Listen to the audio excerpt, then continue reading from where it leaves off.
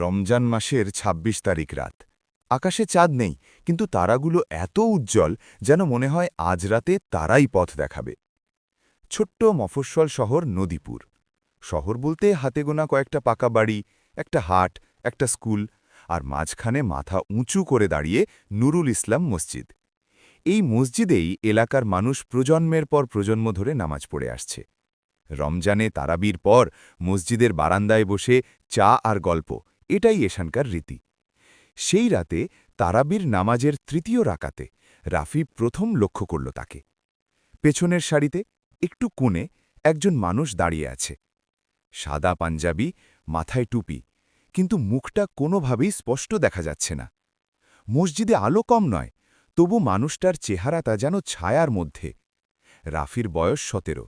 পাড়ার সবাই তাকে চেনে, কৌতূহলী, একটু বেশিই জিজ্ঞাসু আর সাহসী। কিন্তু সেই মুহূর্তে মনে হল একটা ঠান্ডা বাতাস যেন ভেতর থেকে বইছে। ইনি কে?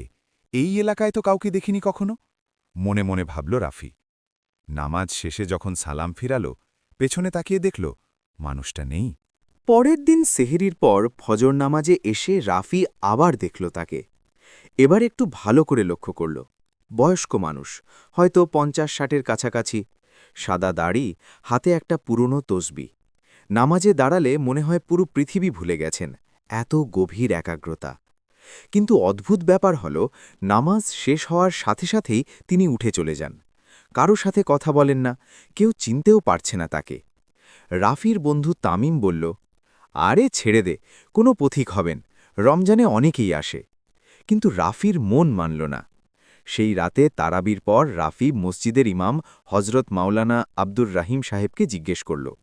মাওলানা সাহেব একটু থেমে বললেন, কে জানে বাবা, মসজিদ আল্লাহর ঘর, এখানে সবার আসার অধিকার আছে।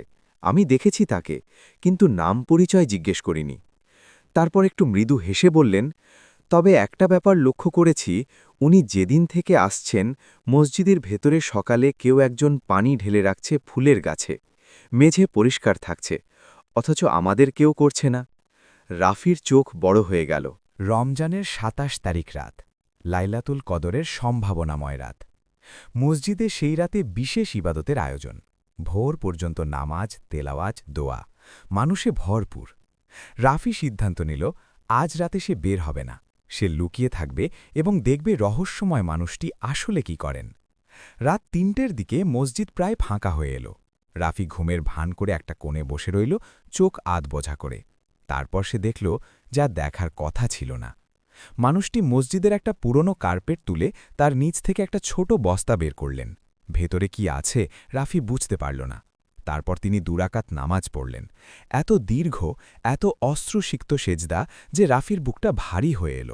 নামাজ শেষে মানুষটি উঠলেন, বস্তাটি হাতে নিলেন আর ধীরে ধীরে মসজিদের বাইরে বেরিয়ে গেলেন।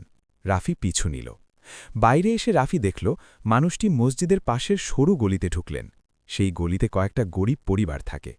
রাফি দূর থেকে দেখল মানুষটি এক বাড়ির দরজায় সেই বস্তাটি রেখে দিলেন। একটা কাগজ রাখলেন তার উপরে, তারপর নিঃশব্দে চলে গেলেন অন্ধকারে।